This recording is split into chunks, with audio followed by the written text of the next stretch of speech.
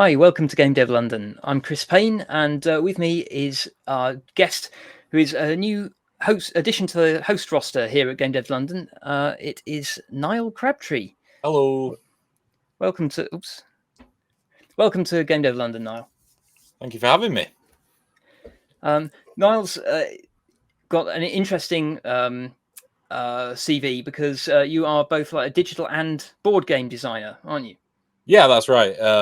I started out in board games probably about 3-4 years ago now with my first game, Blockers, which I actually made whilst at university. It was in my first year at university, we had a module called Concept Development 1, which was kind of like the introduction to being a game designer and like the most pure way to sort of work in design, I think anyway, is with board games, because every variable is exposed to the player. Every piece of every mechanic, like the player has to read through. It's just like a very pure way to develop like a first design. And from that, I created my first game, Blockers. Now I know, as you said, there is a visual element to showing a game, and some people only listen to the podcast. But if you're not watching, I've just shown the box for Blockers. And so after that module was finished, my teacher went to me, you could actually probably put this up on Kickstarter. And then that's like sort of offhanded comment, because he later told me that he had a bet on with the other tutors that I wasn't actually going to go through with it. But yeah, exactly. But yeah, so after that offhanded comment was said, I was like, you know what, I'll actually look into this. And then 4 years later, I've got 3 published board games, and I'm currently working on a 4th at the moment. Fantastic. So let's dig in a little bit to those board games. So Blockers, to begin with, is a block stacking game. Yes, from the looking at the box. Yeah, exactly. So part of the module was to because we had to do like a lot of playtesting and iteration. Part of the module was like, you have to make a game which only plays a maximum of 20 minutes. So it has to be really quick. And that includes learning the game as well. So I was like, right, okay, what can I do to make a game that's super quick to learn? And one of the ways to do that was like be able to demo it very visually and people to just sort of understand it. Because a round in Blockers takes about a minute to play, but it also takes about 10-15 seconds to tell someone how to play it. Now, if you compare that to a game like, I don't know, like Gloomhaven, if you ever heard of that board game, where it takes like an hour to learn and then like an hour to set up and then an hour to play just like one round, Yeah. So that was sort of the aim with that one. And yeah, it's unsurprisingly, it's very, very good with kids. Whenever I take it to conventions like UK Games Expo, Play Expo, Tabletop Scotland, stuff like that, kids love it.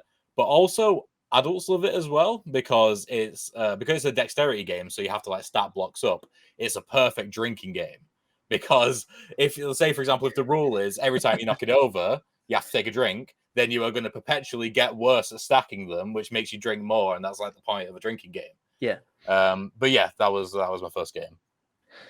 Fantastic. So that's, I mean, just to roughly summarize the rules of that game. If it only takes 10-15 seconds to explain, can you do it without visuals?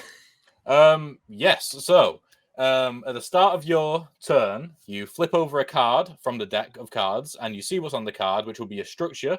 And what you do is you take the blocks, which are on the table as well, and you build that structure as you see it on the card.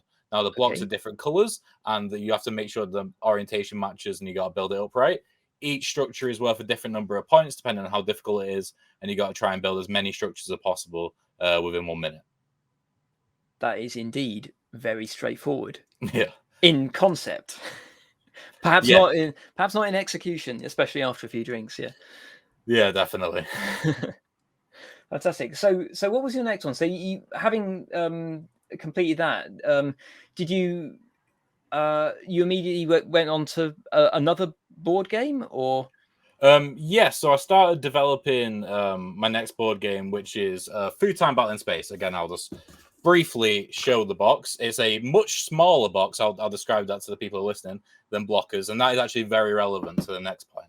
Yeah. But yeah, so I started developing that straight after, based off all the sort of learning which I had undergone with the process of blockers. Because with blockers, it's an incredibly big box. It's incredibly heavy.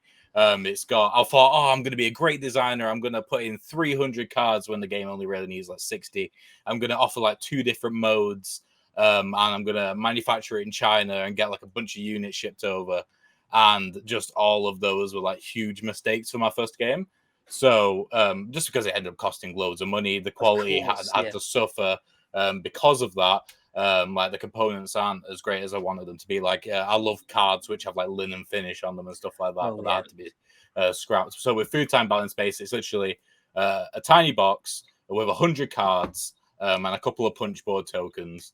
And it's a game which has like significantly more depth than blockers, and you can play it. You can play it on repeat for much longer, and it's essentially I tried to be as kind of efficient as possible with components. It was kind of like the turning point where I started thinking about board games less so as like either like a design challenge or like just like a game in general, and more so as a product, which is very, very important when it comes to like, well, anything physical, but like a board game as well. Yeah. No, that makes sense. So I'm going to assume that given that it's predominantly a card game, that has allowed you to go with a similarly simplistic core game loop, and then use the cards to introduce variations of rules and stuff like that. Would that be right? Yeah, exactly. So the game is Yeah. a push your luck game. So it does have a lot of basically it has like loads and loads of random elements, but the entire part of the card play element is to control that randomness as much as possible and give yourself the best odds of succeeding. So the theme of the game is that you move to the moon in an alternate reality 1950s, because loads of people are moving to the moon. And they have nothing to eat. So you're a restaurateur and you're like, right, I'm going to go set up a restaurant on the moon and try and be the first restaurant to get a 5-star rating on the moon. And so every turn you pick a critic who has like a certain number of ingredients they want in their order. And then you draw 3 ingredient cards at a time, which all have a little number on in the top left, and you have to place them down in ascending numerical order. So say if I draw like a 3, 7, and a 9, like the ingredients, like the art on the cards are purely like aesthetic. It's literally you're just picking up numbers, and then you have to put them down in your cooking station. So you put that 3, 7, 9 down in the cooking station, and say that critic needed 4 ingredients to complete that order. When you pick up your next 3 cards, you are banking on getting a card which is higher than 9, because if all 3 of those cards are lower than 9, then you can't complete that order. And so when you complete critic cards, you then gain their critic ability, which abilities like draw an additional card, return a card from the cooking station back to your hand, that sort of thing, which allows you to control that sort of randomness. So yeah. So did that start out as an abstract mechanic that you came up with first, and then you came up with the kind of context for it, or was it a fun context and the mechanic was invented to fit? You know what? It is my first and only game, because I'm not an artist at all and I'm not artistically inclined, where the context and the theme came first. And that's because it was another game which was sort of birthed from university. So the course which I was on, I was on a game design course, but it's very poorly named because it's actually predominantly an art course. So in my second year, I had to pick a module called visual design. And thankfully, it was a module where I could basically do whatever I wanted, just so I showed understanding of visual design. So I decided to create another board game. And I really liked sort of the retro 1950s sort of aesthetic. And I really like sci-fi. So I tried to sort of merge them two together. And I'm not an artist. So basically almost none of the work which I ended up doing in that module is artistically represented in the game. I ended up getting an artist to sort of take what I've done and make it better. But it did start first thematically, which like none of my games have ever done. So it's quite interesting that way. That is cool. So that's designed to be presumably still fairly speedy turns, because it sounds like it's card game, and also because if it's randomness, then sort of like that it doesn't lend itself to sort of like long-term strategic plays. Yeah, it is. Yeah, every turn is completely in its own bubble. You're not thinking about turns ahead, really. And yeah, it takes about 30 minutes to play, and each turn takes about a minute, really. And the aim of the game, well, it's like a race to 5 stars as well. So there is that sort of inherent like pace towards it, even though you're taking turns individually. You feel like you have to move fast because as soon as someone gets 5 stars, the game's completely over. It stops dead in its tracks. So yeah, it's quite a fast-paced game. Yeah, it's fun to have those even just like the race mechanic between sort of like the players can like change the play Like the perception, substantially between like the opening game and the end game. So yeah, that's cool. So what about your third published game then? So this is Langskip. It is a box of similar size because I realized it's much less of a headache to make a game which is smaller. But it's actually deceptively small because in the box is actually a board which folds out into like 3 times the length of this box. So say like I'm trying to describe it to audio listeners. I'd say this box is probably about 10 centimeters long. The board itself is actually 30 centimeters long and it folds out. So it actually does have a presence on the table.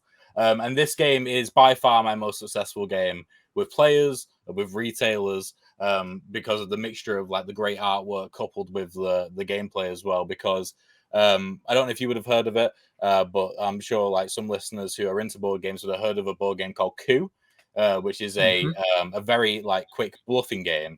And a lot of reviewers have said like it's good that it's not just coming from me. A lot of reviewers have said this is just a better Coup, and Coup is one of the most successful board games of all time. Wow. And that was sort of the aim which I wanted to go for with Langskip. It was like because Langskip is a bluffing game as well.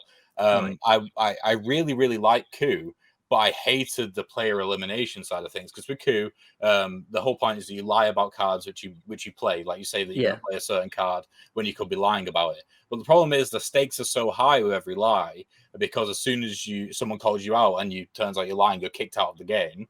That people just like really don't lie.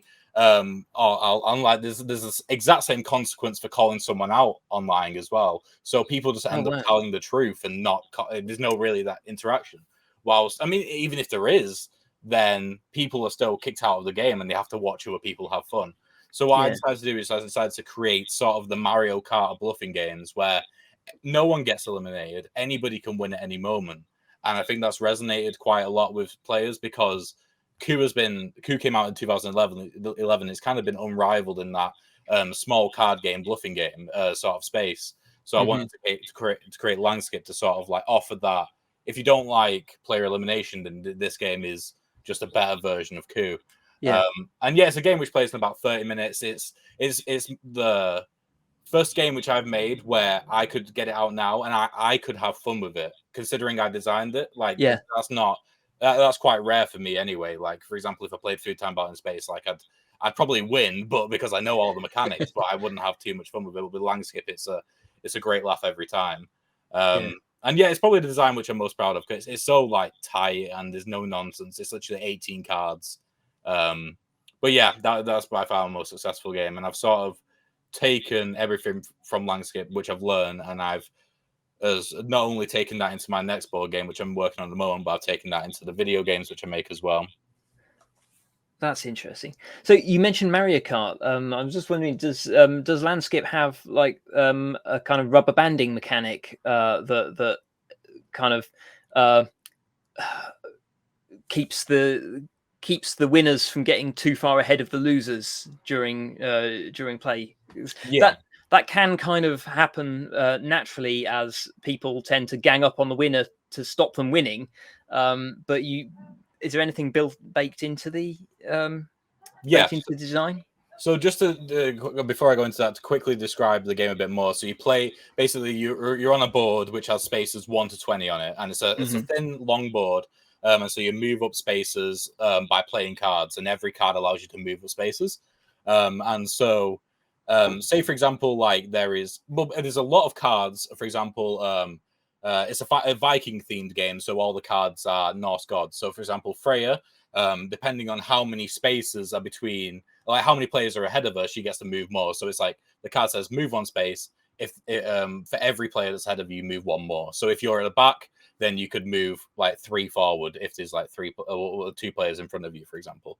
Jormungandr is probably it's kind of like the blue shell / bullet bill of this game, because it's a card which says swap positions with the player closest to you, which on its own could be bad because the closest player to you could be someone behind you as well. That's in the rules. But if you have a mischief token, which are tokens which you gain if you lie successfully or call someone out online successfully, then you can swap positions with any player on the board. And there are some players which might be on space 3 when another player is on space 19 out of 20, and they can swap positions. And like that isn't a mechanic for everyone. Like if someone's like very strategic and very serious, then that is not a mechanic. You need to make sure that you're playing with like sort of the right people and the right tone set. But yeah, there's a lot of take that mechanics as well, like you mentioned, where you can sort of gang up on a specific person.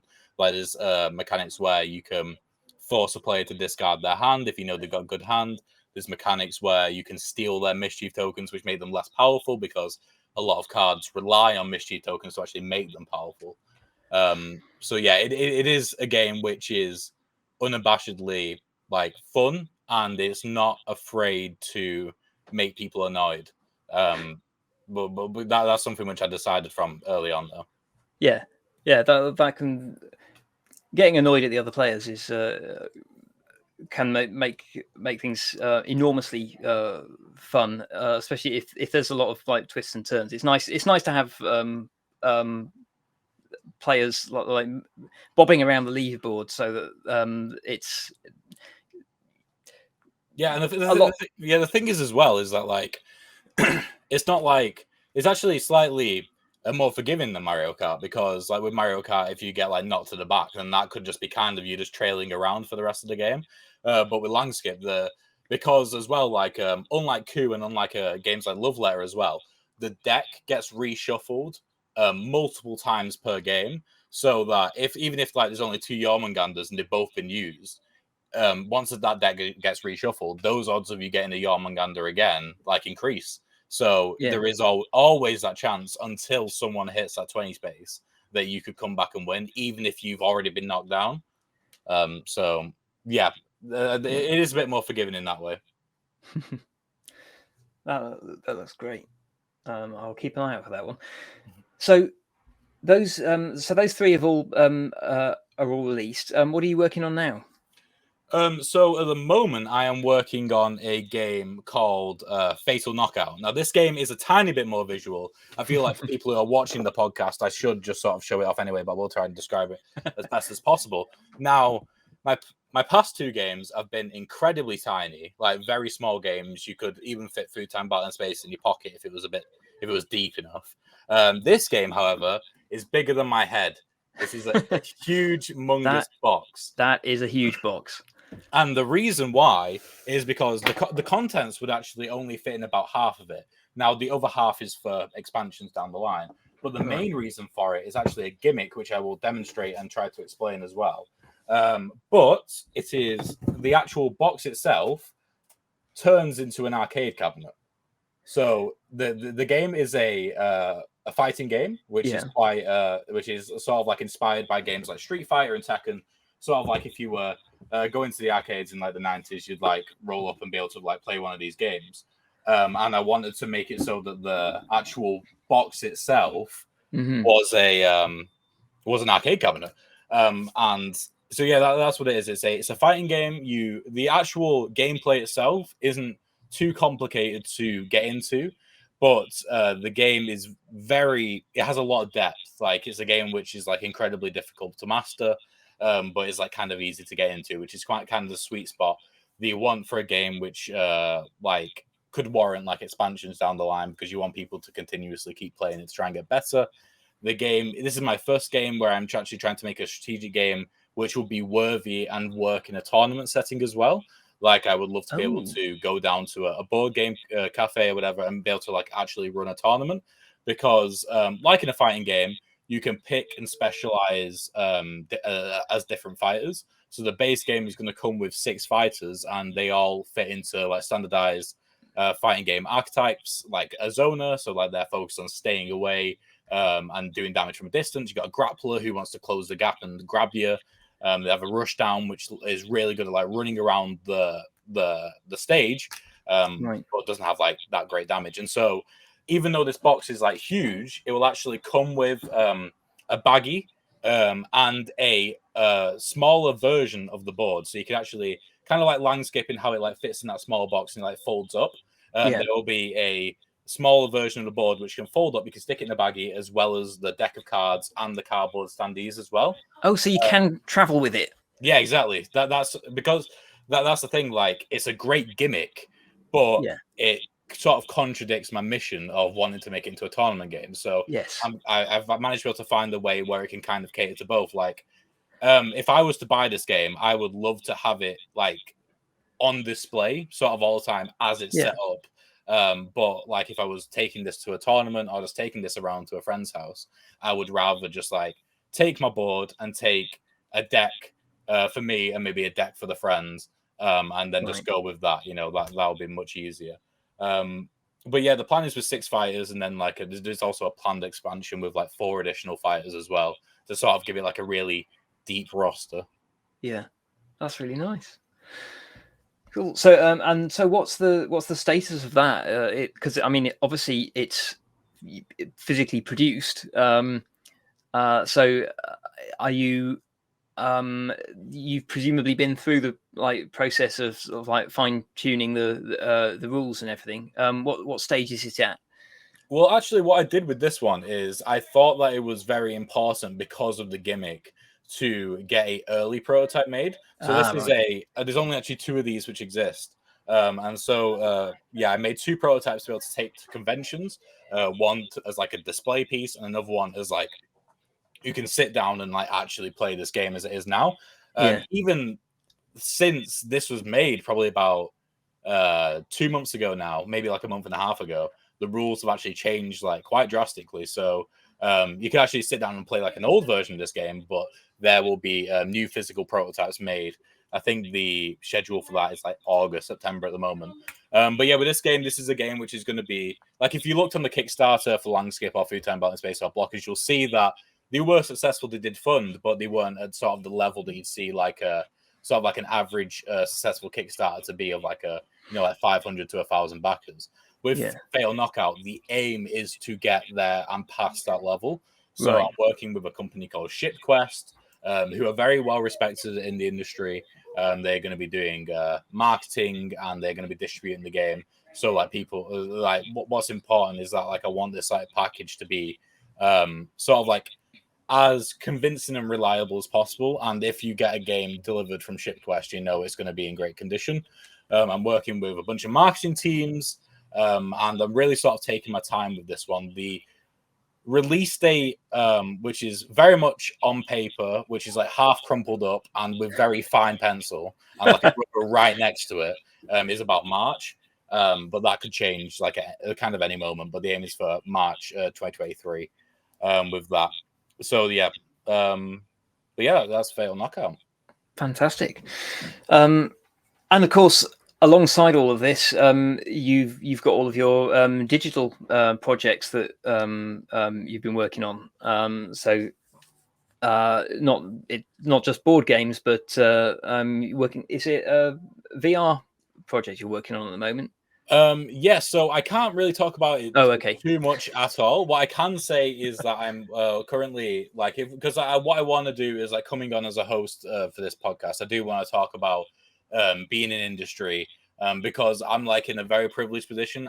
Whilst I was at university, I actually got hired by a company called SigTrap to work on a VR title. That's literally all I can say about that project, because that's all public knowledge. But what I would love to do is talk about like sort of the process of getting hired, like trying to build up your portfolio as much as possible. Like, I'm constantly on LinkedIn if people want to add me on there, talking to people about their portfolios and giving sort of feedback on there, because what I did at university is something which a lot of people sort of don't think to do. Like what a lot of people do who are trying to get into jobs similar to me is that they say, okay, once university is finished, that's when I'll start trying to like make my portfolio and like try and push to get a job. Whilst what I did from first year, because we were told on our course that only probably about 10% of you are going to make it into industry. Like it's that competitive.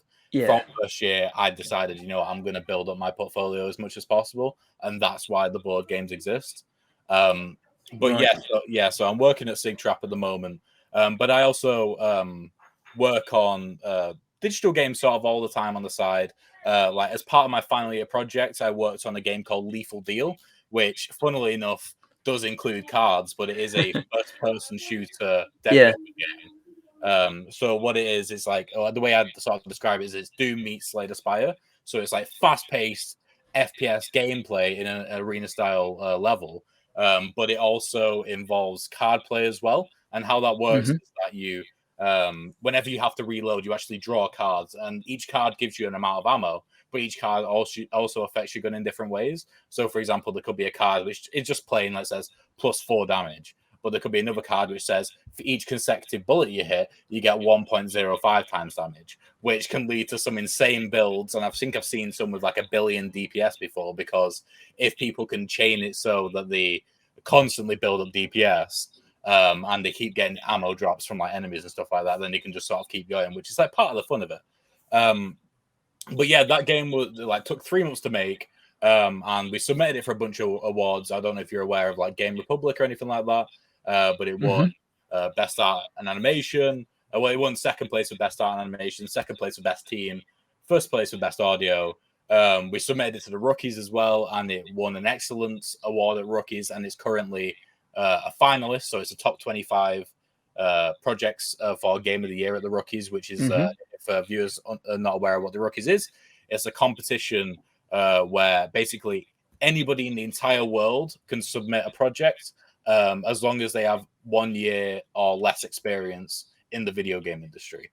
So we're competing with a lot of like sort of the best people at the sort of a similar level to us. Yeah. And we're currently a finalist in there as well. But yeah, that was a game which only took 3 months to make, and yeah, we're really, really proud of it. Definitely. Yeah. And that's free to play on Itch.io. Yeah. If you Correct. go, Yeah. you can go to itch.io, search Lethal Deal, or you can go to my website. And if you go to the projects page, there is a button right there just to download it. And there are obviously there are a couple of bugs and stuff like that, but overall you can play it from beginning to end. There's a really cool boss fight, and it looks very nice as well. I'm definitely going to have a look at that, because that sounds really interesting. I like the idea. I love the process of creating builds to try to min max your way through a game. It can be really satisfying. Yeah, we try. What I try to do is I try to be sort of I wanted to challenge myself a lot, because I was the sole designer on the project, so we had 2 programmers, 3 artists, and me. And so what I wanted to do is I wanted to create something which the elevator pitch would be memorable. Like for example, the Game Republic. Like if I ever had to pitch the game to them, I'd say like Doom meets Slay the Spire, and immediately get raised eyebrows. Like that's something which I wanted to try and do, and I also wanted to try and execute that as well. Now there is obviously question marks of like, is it at the best place that it could be to say that you've executed that, but also only 3 months of development time, and we're all students as well. But yeah, very happy with like at least attempting to do something which I don't think I've seen before. Yeah, I mean, obviously I've not played it yet, but I think that's it's a really good concept. I often see like student projects that are over ambitious, and because it's quite hard because so many games, certainly like AAA games, are so sort of like sprawling and content packed nowadays. It's quite hard to visualize something that is kind of like slimmed down and minimalist. So, but the high concept is crystal clear, and I can immediately imagine that being really fun. Yeah. But it doesn't require overly complicated implementation to make that work. So yeah, no, all like literally within the first 5 days of development, we had a playable build that we could test. Like, Yeah. that's not what we wanted to do. It was something which I'd like to talk in the podcast with someone at some point. Definitely is the importance of tight iteration cycles. Like, Yeah. it's getting more and more prevalent in the industry. I mean, like, obviously, like 15, 20 years ago, waterfall, sorry, was like the way to go. Like, you'd make a decision and then that would be it until the end of development, no iteration kind of thing. Yeah. Whilst, yeah, what we wanted to, like, we had play testing sessions every single weekend to get feedback. And yeah, that was important from the get-go. Like, I wanted to be innovative and ambitious, but at the same time, I was saying to the programmers, like, stop me and say shut up as soon as I say something which they can't do in a couple of days, you know. Yeah, that's excellent. Brilliant. So in that case, I think we'll probably wrap up there. Where can people go to find out a bit more about you? So if you go to nowcrabtree.com, I have pretty much everything which I've worked on there. I'm also on Twitter at Studios Crab, because for some reason someone took Crab Studios from me, which is the company which is sort of like the face of my board games. Am I anywhere? Oh, I'm on YouTube, actually. Yeah, I completely forgot about that. If you just search Now Crabtree on YouTube, a bunch of my videos will come up, as well as my YouTube channel. On there, I post probably like every 2 weeks about like different topics, either like it's game design, like everything's related heavily to game design.